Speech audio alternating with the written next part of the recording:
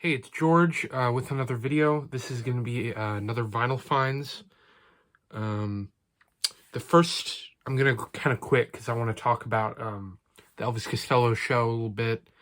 But these first several are from a record show that happened, I think, the day after my last vinyl finds. So I got quite a few things from there. There was over 2 days. I went both days. And I'll show you what I found on the first day and on the second day. On the first day, I found this. Elvis Costello and Jimmy Cliff, 70 Weekend. And then the B-side is just some Jimmy Cliff song. This was one of the Elvis picture sleeves I was missing, and it was really cheap. And so I got it. It's not the best song. It is available on the Out of Our Idiot comp that came out in '87. On Columbia and Demon Records, depending what country you're in. But yeah, it's an okay song. So yeah, it was cheap. And the next one is something I've been aware of and that I've seen before, but I just never picked up, and that's Snake Finger, The Spot. I've seen this a few different times, but most of the time they're like $10 or over, and that just seemed like a lot for this. So this was really cheap. I think this was $4. And it's on the Residence label, Ralph Records, on blue. And it's very, it's like weirdo rock. It's a little punky. It's experimental. It's a strange song. And then the B-side is Smelly Tongues, which I think were both of those off Snake Finger's first record. But anyway, if you don't know Snake Finger, he was in a band called Chili Willy and the Red Hot Peppers in the '70s. They were a pop rock band in the '70s that played with like Brinsley Schwartz and stuff. And then he got, I don't know how, but he got involved with the Residents and played on most of the Residents' discography from, I think, the late '70s up until the mid '80s. And then I think in the mid to late '80s, he passed away of AIDS. Anyway, he's interesting figure, and this is a cool single, so yeah. And then I also got, I'm gonna be saying that a lot, but this is my first Monochrome set album, Love Zombies. I've listened to their singles comp. Sorry if they're snoring, my cat's sitting on the bed. I've listened to their singles comp. It has like a blue cover, and it's like 79 to 81, I want to say. And this album came out 1980. This is a UK press on Virgin, and this was, once again, really cheap. The stuff at that record show was really, really cheap, some of it. Most of the stuff was like a generic sleeve, picture sleeves, generic sleeve singles, or like company sleeves. So there wasn't a ton of like punk or new wave or anything like that. It was mostly like classic rock, and then like singles from the 50s and 60s. But I did find that, and then and this is good. This has I think the best song on this, or my favorite, is Man with a Black Mustache. But yeah, it's a cool record. It's kind of a lame back cover, but yeah. And then the other one I found on that same date was Future Temptations by the Drones. This was really cheap. It had 15 on it. I got it for 10.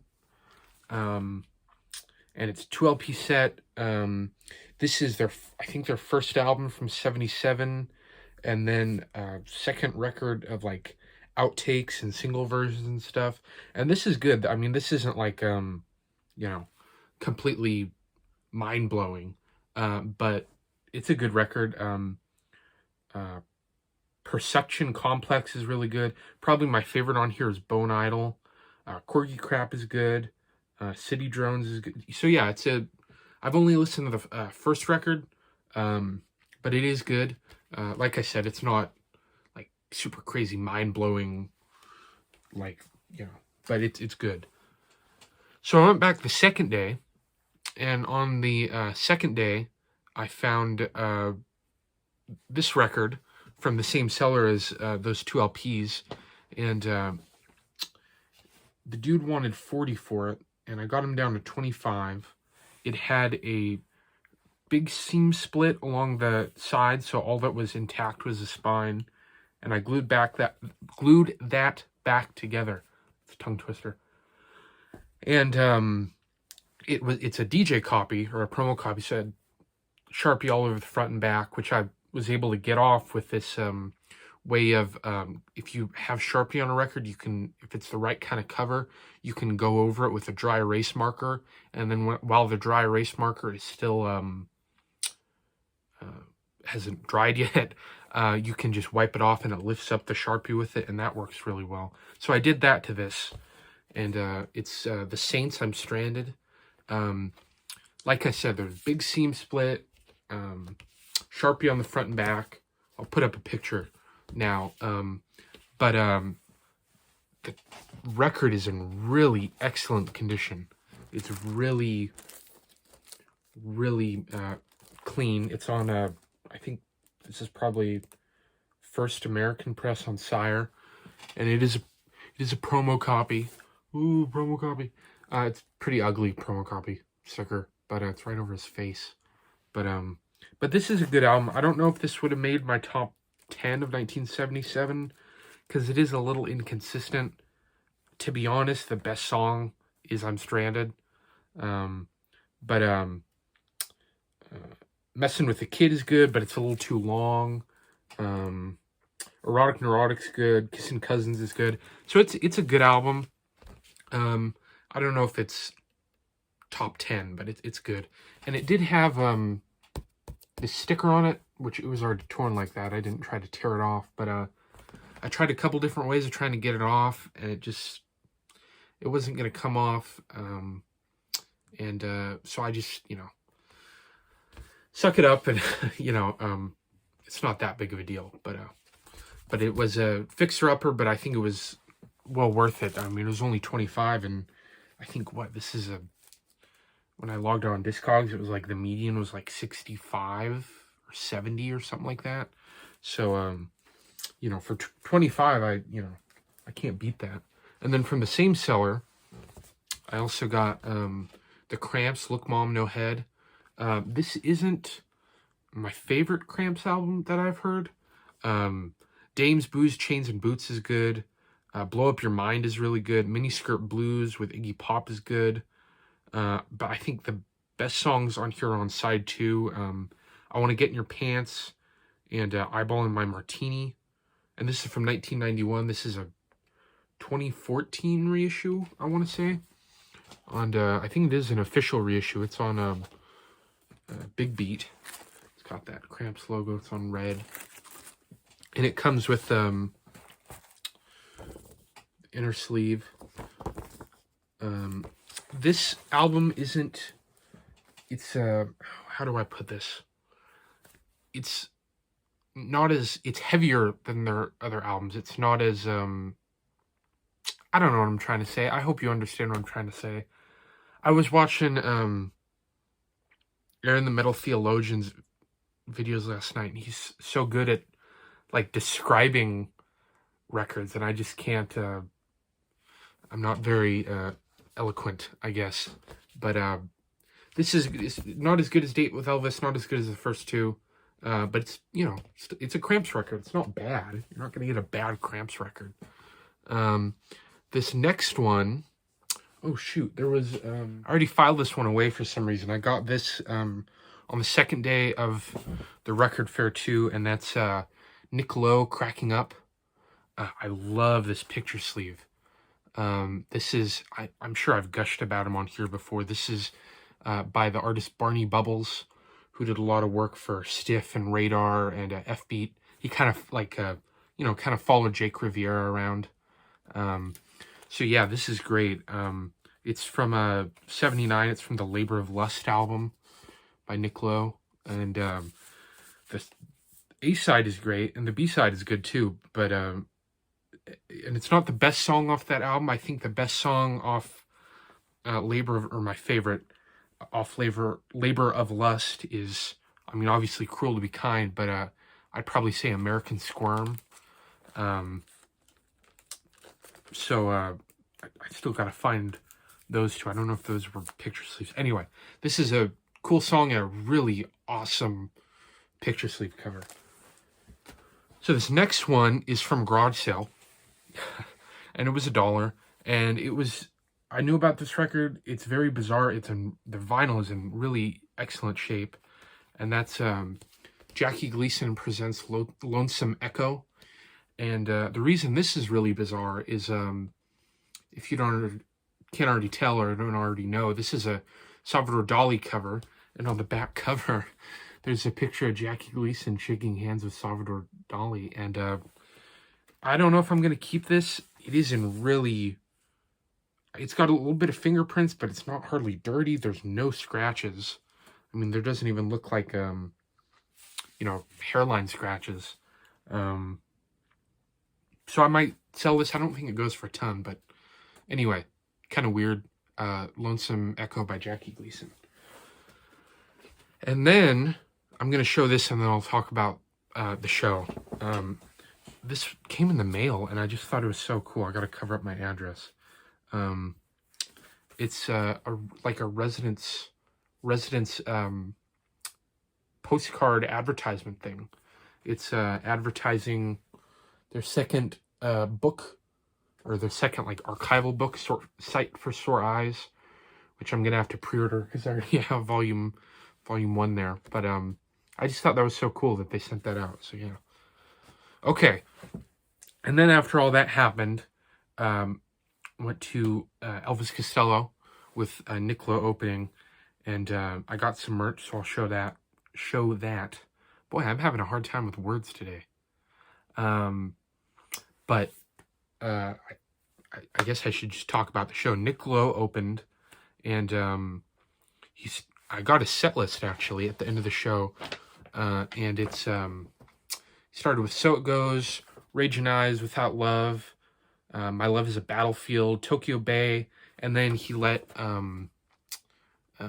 what are they called? Lost Straitjackets do 2 songs. And then he came back out and they did Trombone, Half a Boy, Half a Man, Cruel to Be Kind, and then I Knew the Bride When She Used to Rock and Roll. And he was almost better than Elvis Costello. He was so, I mean, he sounded great. That he didn't have, the only thing was he had to slow down Cruel to Be Kind a little bit for some reason. But So It Goes sounded amazing, and it was, My Love Is a Battlefield sound. It was just, he sounded great. And then, he left, and I went up and grabbed the set list. And then Elvis Costello played, and Elvis Costello opened with Mystery Dance. And I started nerding out in this version of Mystery Dance he did a verse that is only in the Honky Tonk Demos version of Mystery Dance, and it's I'm gonna walk right up to heaven, dodging lightnings and rods, gonna have a very personal conversation with God, gonna ask him what's the deal, why don't you say so, he'll say I've been around and I still don't know.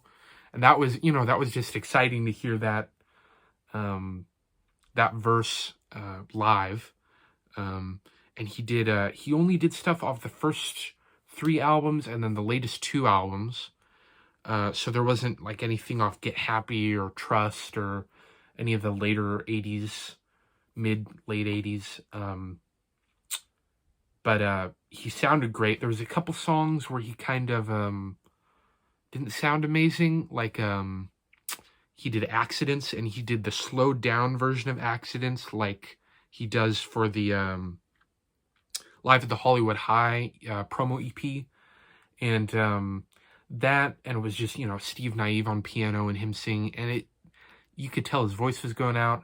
I could see he was drinking a cup of tea the whole time between songs. So, he was and there was a couple other songs he had a little hard time with, but he did some deep cuts. He did like This Year's Girl, and I'll put up a picture of the set list now. I wasn't able to get one. But he says he's supposed to do the beat which is probably my favorite song off this year's model, and it's what the tour is named after. The opening lyric to the beat, "We're all going on a summer holiday," is the name of the tour. And it also said he was supposed to do Allison and then Peace, Love, and Understanding to close the show, but he swapped them. And then he was also supposed to do When I Was Cruel off the album of the same name, and he didn't do that either. But he did like a 10-minute version of Watching the Detectives. And I uploaded some of the footage I took. I didn't want to take too much because I really wanted to really enjoy the concert. But it was amazing. Without getting too corny, I feel real lucky that I was able to see him and be so close, and it was just amazing. But I did buy some merch, not a ton. I got this little postcard that says the name of the tour, which is kind of cool. And then some Elvis Costello pics. One side just says Elvis Costello, and then the other side has like art or a picture or something. They're not super exciting. And then the thing that I thought was really, really cool was this Elvis Costello beach towel. And it says Elvis Costello, I don't know how good you can see that. It says Elvis Costello, we're all going on a summer holiday. Elvis Costello and the Imposters. And I just thought that was awesome. So yeah, at the end of the show, he ended with Allison. There was people screaming to do, yelling at him to do Oliver's Army, and he was kind of giving him heck. And what was I going to say? Oh, but at the end of the show, I went up and tried to get a set list, and Elvis had 4 set lists, and then there was 4 members of the band, and they each had a set list. And the set list, like Nick Lowe's set lists were right on the edge of the stage. So I just put my hand under and lifted it up, and it took the set list, the tape right up, and got the set list. And Elvis Costello, it was just past reaching distance. And so there was probably 3 other people, 4 including me, up there asking for set lists. Keep in mind there was 8 set lists, and his staff would not give anyone set lists. They were not. They were kind of rude.